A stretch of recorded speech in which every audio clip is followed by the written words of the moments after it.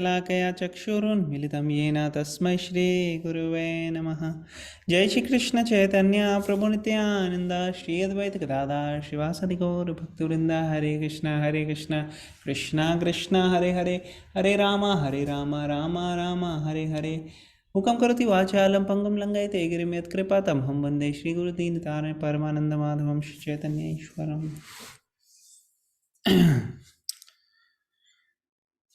Chapter 13, Shlok 15th.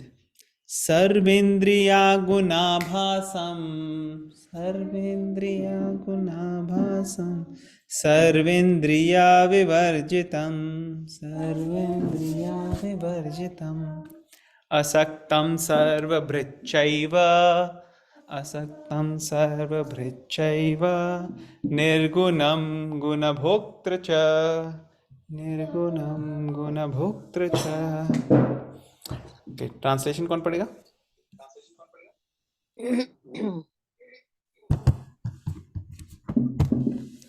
I can read.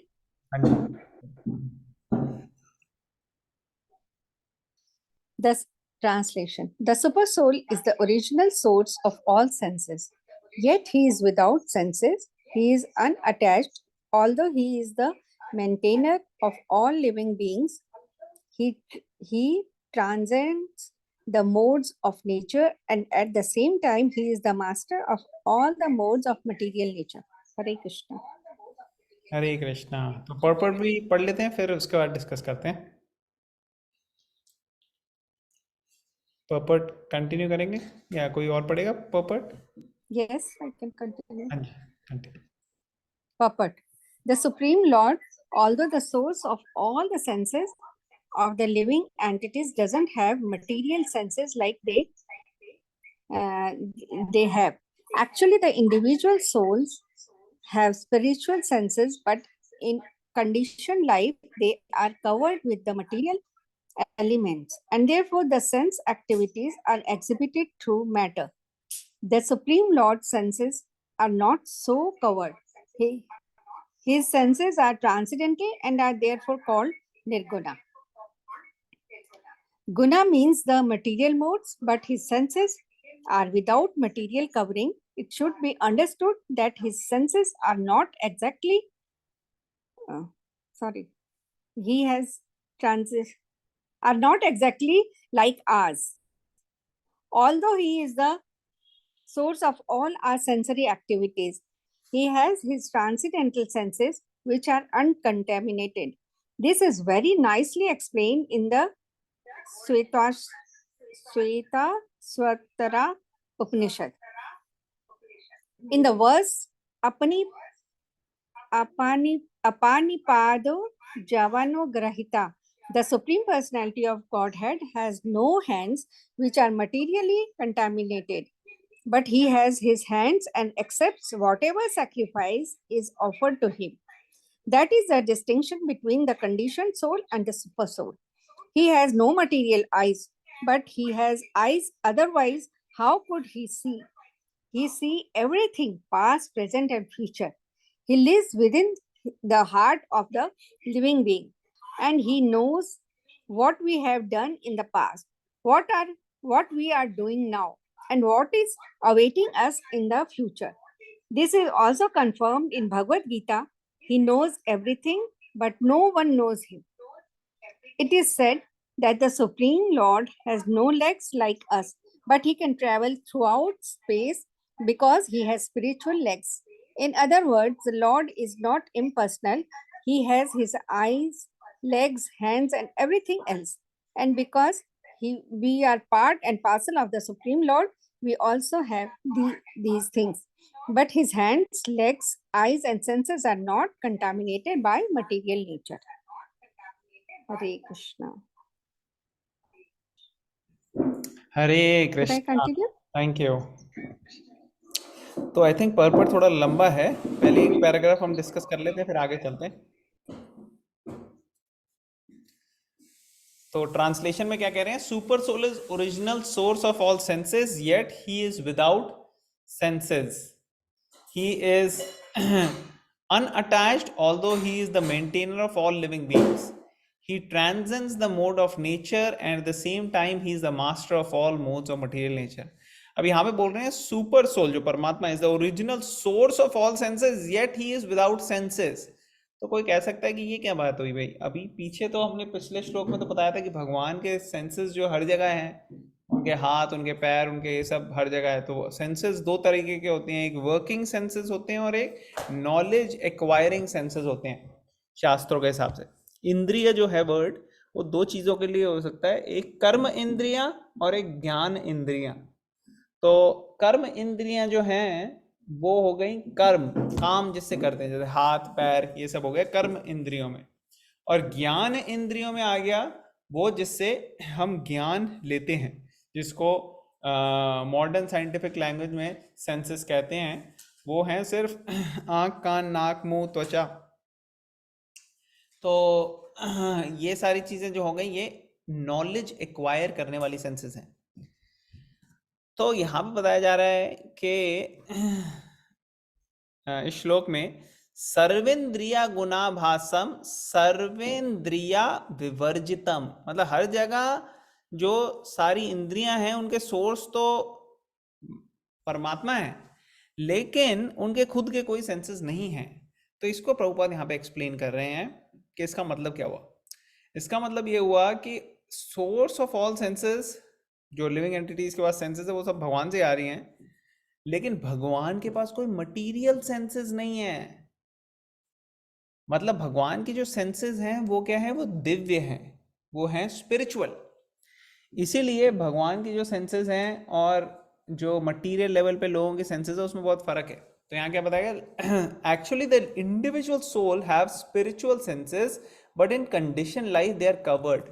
तो जो जीवात्मा है उसके पास भी दिव्य इंद्रियां हैं, लेकिन वो अभी कवर हो गई हैं किस चीज से, मटीरियल सेंसेस से.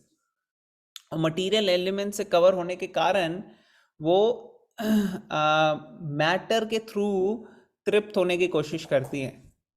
जैसे कुछ खाने के लिए चाहिए तो मटीरियल चीज़ें ले लेती हैं, कोई देखना है तो मटीरियल चीज़ों को देख के खुश हो जाती हैं, वो कितना सुंदर है. लेकिन एक्चुअली में ये जो सेंसेस हैं अगर ये प्यूरिफाई हो जाएं, शुद्ध हो जाएं हम अंदर से, तो फिर ये स्पिरिचुअल चीज़ों में रिलिश करेंगे.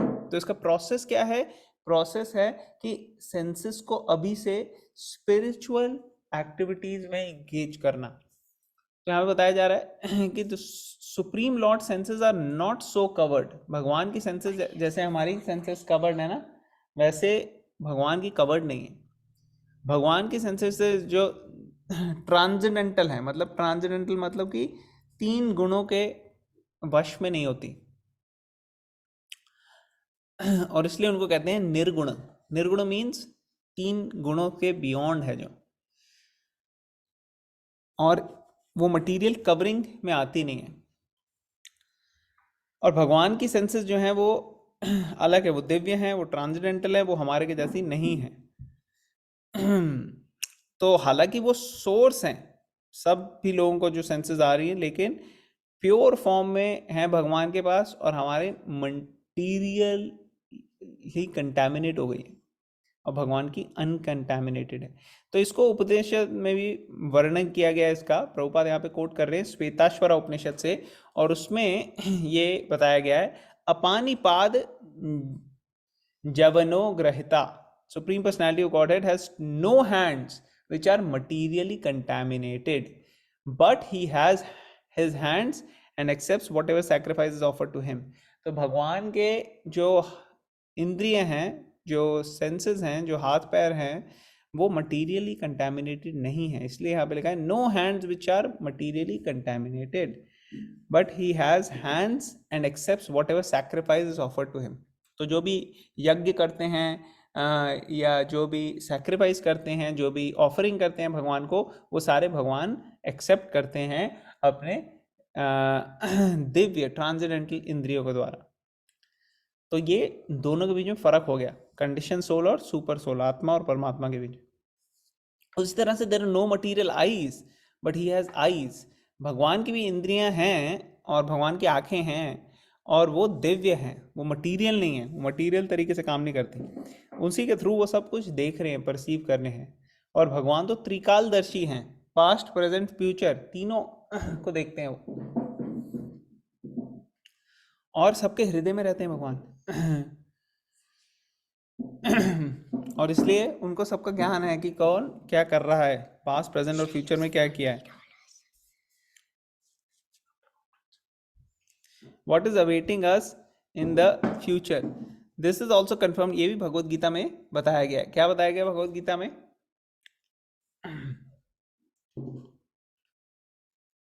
He knows everything but no one knows him.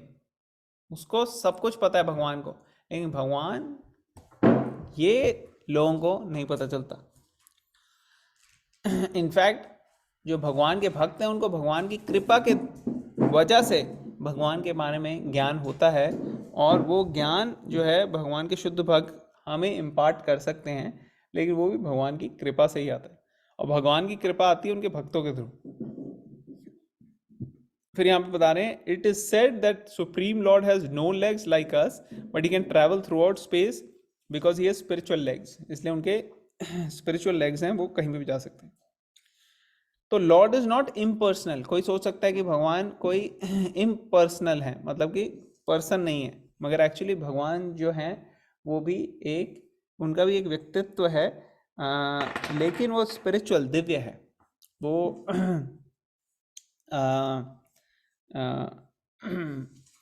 जो रस हैं भगवान, जो इमोशंस हैं, उनका आदान प्रदान करते हैं अपने भक्तों के साथ, जो कि एक पर्सन की विशेषता है। तो भगवान के जो इंद्रिय हैं, जो लेग्स हैं, जो हैंड्स हैं, वो स्पिरिचुअल हैं, और भगवान जो हैं वो इम्पर्सनल नहीं है, भगवान की पर्सनालिटी भी है। And we are part and parcel of the lord, we also have these things. और हमारे अंदर भी जो ये व्यक्तित्व की भावना है भगवान से ही आती है, हम भगवान के पार्ट एंड पार्सल हैं। But his hands, legs, eyes and senses are not contaminated by material nature. भगवान के जो शुद्ध हैं, मटीरियल नेचर से कंटामिनेट नहीं होते। तो नेक्स्ट पैराग्राफ पढ़ते हैं। कौन पढ़ेगा नेक्स्ट पैराग्राफ? कोई वॉलंटियर करेगा? Hare Krishna. Hare Krishna. I will read. Please. Bhagavad Gita also confirms that when the Lord appears, he appears as he is by his internal potency.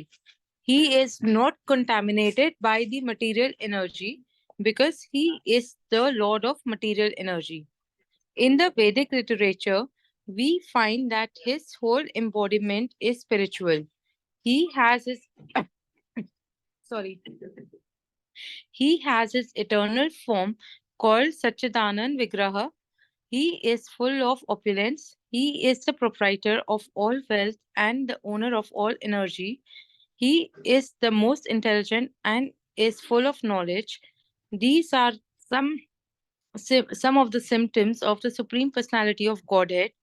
He is the maintainer of all living entities and the witness of all activity. As far as we can understand from Vedic literature, the Supreme Lord is always transcendental. Although we do not see his head, face, hands, or legs, he has them, and when we are elevated to the transcendental situation, we can see the Lord's form. Due to materially contaminated senses, we cannot see his form. Therefore, the impersonalists who are still materially affected cannot understand the personality of Godhead. Hare Krishna. Hare Krishna. Thank you very much for reading. तो यहाँ पे क्या बताया जा रहा है कि भगवत गीता में कंफर्म किया गया है कि when Lord appears, he appears as he is by his internal potency. तो भगवान जब आते हैं तो ऐसा नहीं कि उन्होंने कोई कई गलत जिनको धारणाएं हैं, वो सोचते हैं कि भगवान एक्चुअली में एक शक्ति है और एक टेम्परेरली एक व्यक्ति का रूप ले लेते हैं आने के लिए।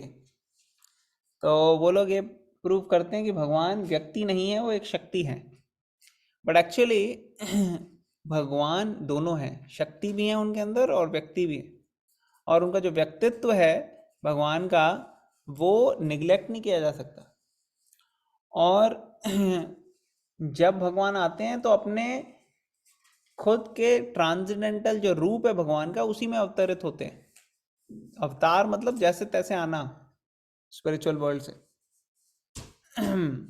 तो भगवान के जो अवतार हैं वो योग माया के प्रभाव से जो शक्ति हैं वो सब अरेंजमेंट करती हैं कि भगवान अपने सच्चिदानंद स्वरूप में अवतरित हो, और वो कभी कंटामिनेट नहीं होते मटेरियल एनर्जी से, because he is the Lord of material energy. Vedic literature में बोल रहे हैं, in the Vedic literature we find that his whole embodiment is spiritual, पूरी तरह से वो दिव्य है। He has his eternal form called सच्चिदानंद विग्रह। तो भगवान का जो शरीर है वो सच्चिदानंद है, हमारा जो शरीर है वो असत अचित निरानंद है, लेकिन भगवान का जो है वो सच्चिदानंद है। हाँ, आत्मा जो है जीवात्मा वो सच्चिदानंद है, लेकिन शरीर हमारा जो अभी हमने लिया हुआ है वो असत अचित निरानंद है। तो सत का मतलब हो गया जो इटर्नल है, चित का मतलब फुल ऑफ नॉलेज जिसके अंदर पूरा ज्ञान है, और आनंद का मतलब जो बहुत ही आनंद में है, खुशी में है, ब्लिसफुल है। तो ये हो गया भगवान का रूप। विग्रह मीन्स फॉर्म है एक्चुअली, एक ऐसा नहीं है कि इम्पर्सनल है। He is full of all opulences. भगवान वर्ड का ही मतलब ये होता है जिसमें सारे के सारी ऑपुलेंसेस हों। ही is the proprietor of wealth and the owner of all energy. तो उनके पास सारी शक्तियाँ सारी भगवान के अंदर हैं, सारी जो पैसे हैं, जो वेल्थ है, सारी चीज़ें भगवान के अंदर है, उन्हीं से आ रही है। He is the most intelligent and full of knowledge.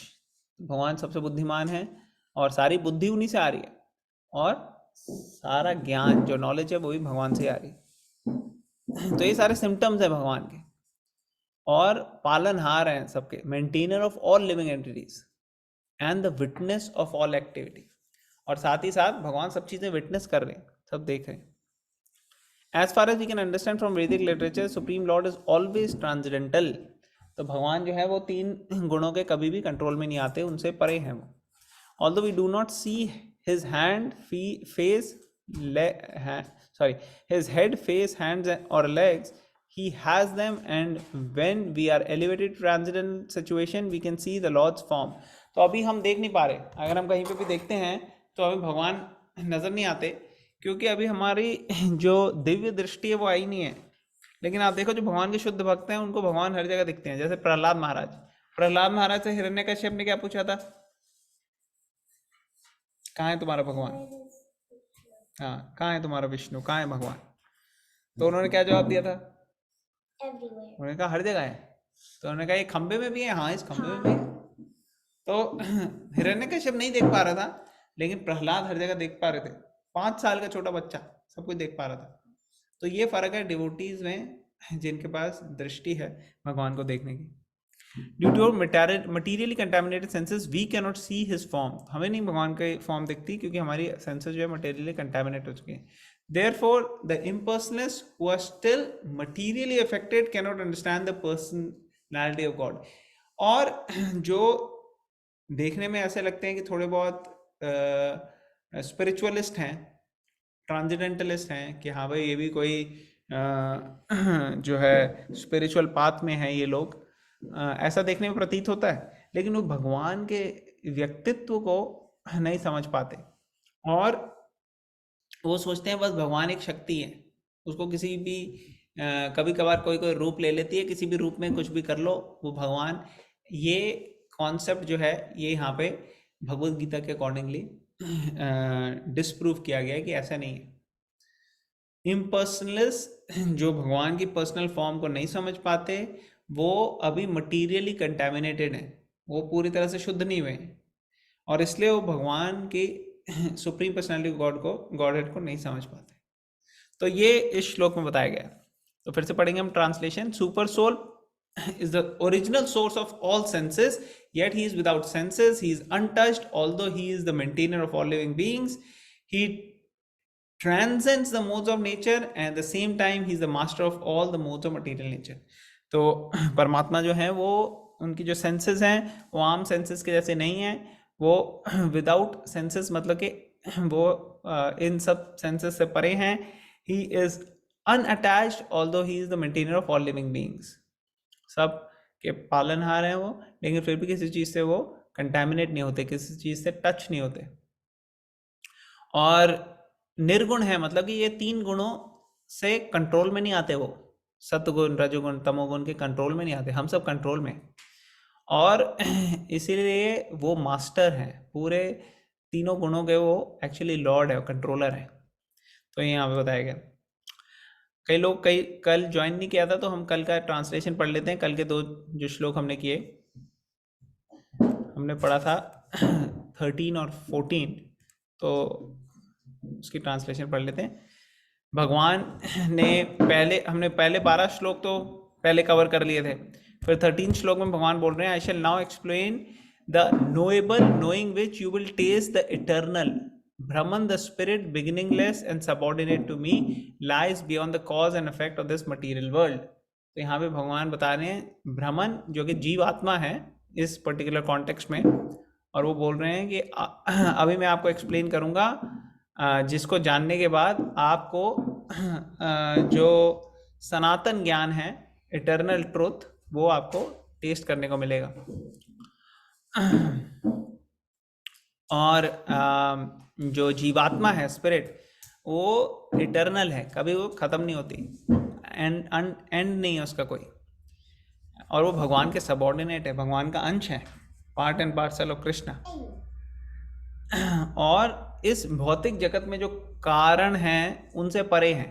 ऐसा नहीं कह सकते आप कि हाँ भाई इस कारण की वजह से जो है वो जीवात्मा प्रकट हुई. नहीं, वो ट्रांसेंडेंटल हैं अपने शुद्ध स्वरूप में, और स्पिरिचुअल है, इसलिए वो मटेरियल कॉज नहीं है उसका कोई. फिर बता रहे हैं परमात्मा या सुपर सोल या भगवान के बारे में कि उनके बारे में क्या कह रहे हैं, everywhere are his hands and legs, his eyes, heads, faces and he has ears everywhere. In this way super soul exist pervading everything. तो पहले में आत्मा के बारे में बताया, 13 में अभी परमात्मा के बारे में बता रहे हैं कि वो हर जगह विद्यमान है भगवान रूप में, और उनके जो इंद्रियां हैं वो हर जगह विद्यमान है. फिर आज के श्लोक में हमने ये देखा कि बता रहे हैं, लेकिन वो उनकी जो इंद्रियां हैं वो मटीरियल नहीं है, वो स्पिरिचुअल है, और वो अनटच्ड है मैटर से, और वो निर्गुण है, 3 गुणों के प्रभाव में नहीं आते. ठीक है, अब हम 16 चले. किसी का कोई क्वेश्चन, कमेंट, कोई पॉइंट?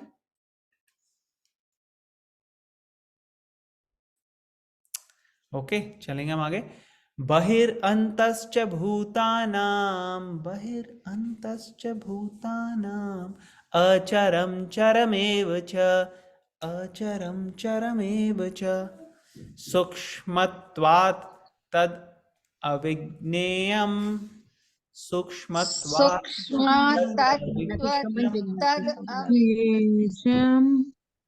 दूरस्थं चान्तिके च तत्, दूरस्थं चान्तिके च तत्. ओके, कौन पढ़ेगा इसका translation Popat? Haribol, I can read. हाँ please. The supreme truth exists outside and inside of all living beings, the moving and the non-moving, because he is subtle. He is beyond the power of the material senses to see or to know. Although far, far away, he is also near to all. Purport. In Vedic literature, we understand that Narayan, the Supreme Person, is residing both outside and inside of every living entity. He is present in both the spiritual and material worlds. Although he is far, far away, still he is near to us. These are the statements of Vedic literature. Asino duram rajanti sanayo yati sarvata. Katha Upanishad 1.2.21. And because he's always engaged in transcendental bliss, he cannot understand how he's enjoying his full opulence. We cannot see or understand with these material senses. Therefore, in the Vedic language, it is said that to understand him, our material mind and senses cannot act. But one who has purified his mind and senses by practicing Krishna consciousness in devotional service can see him constantly. It is confirmed in Brahma Samhita that the devotee who has developed love for the Supreme God can see him always, without cessation. And it is confirmed in Bhagavad Gita that he can be seen and understood only by devotional service. Bhaktya tva ananyaya shakya. Hari Bol. हरे कृष्णा। तो यहाँ पे बता रहे हैं supreme truth exist outside and inside of all living beings, the moving and non moving, because he is subtle, he is beyond the power of material senses to see or to know, although far far away he is also near to all. तो उपनिषद में, शास्त्रों में कई बार ऐसी language use होती है कि भगवान के बारे में बोलेंगे he is far far away but he is also near to all. अब ये क्या मतलब हुआ भाई? फार फार अवे है कि नियर है?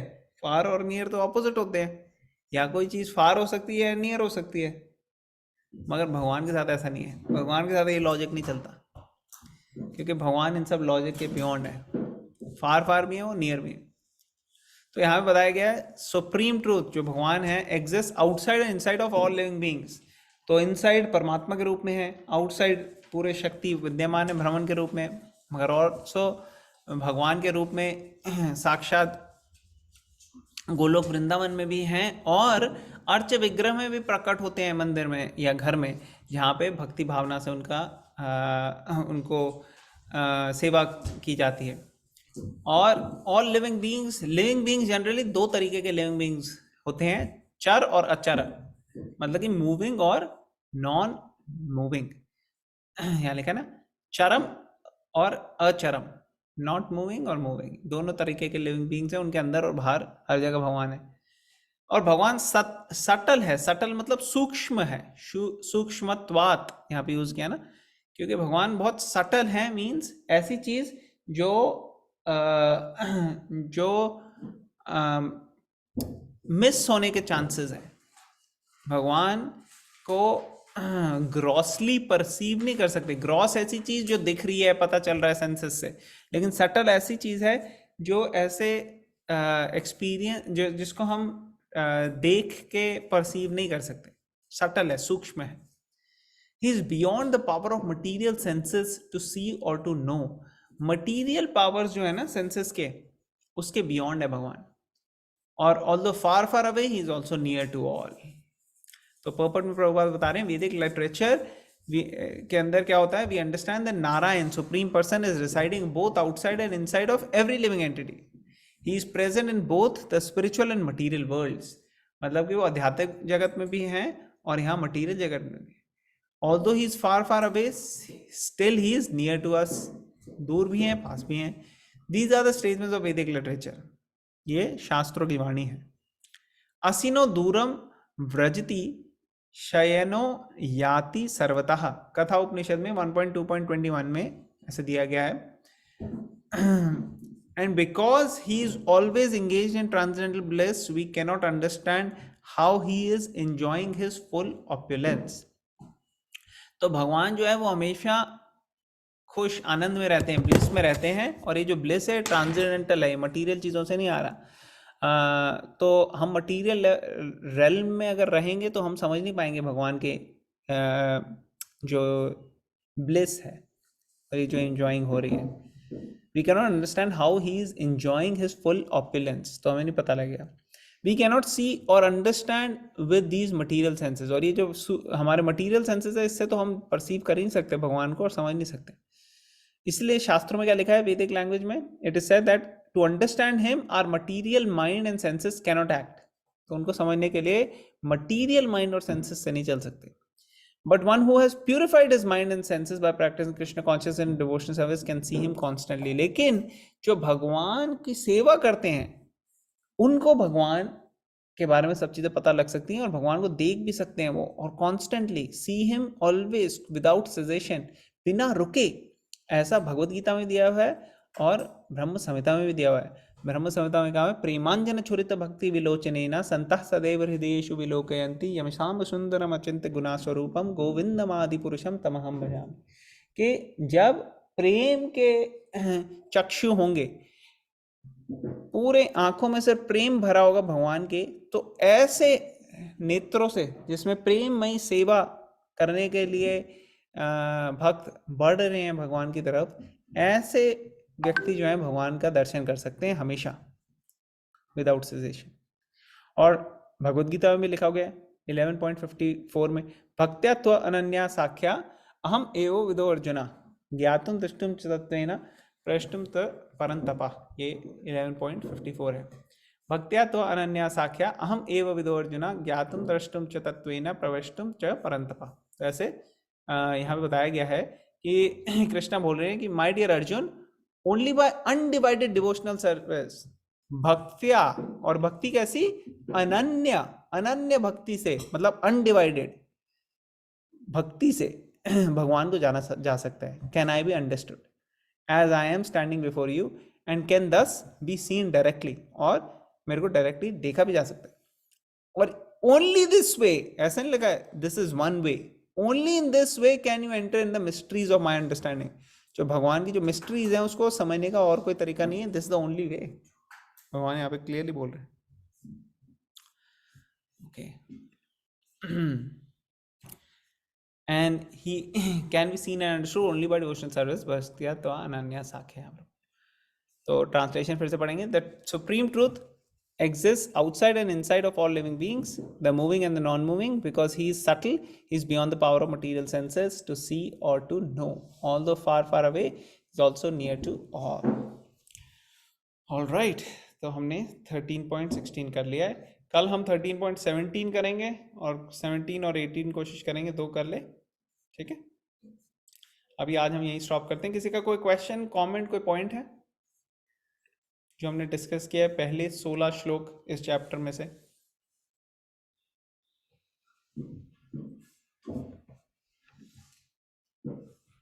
ओके, तो आई थिंक हम यहीं पे स्टॉप करेंगे। Thank you very much everyone for joining.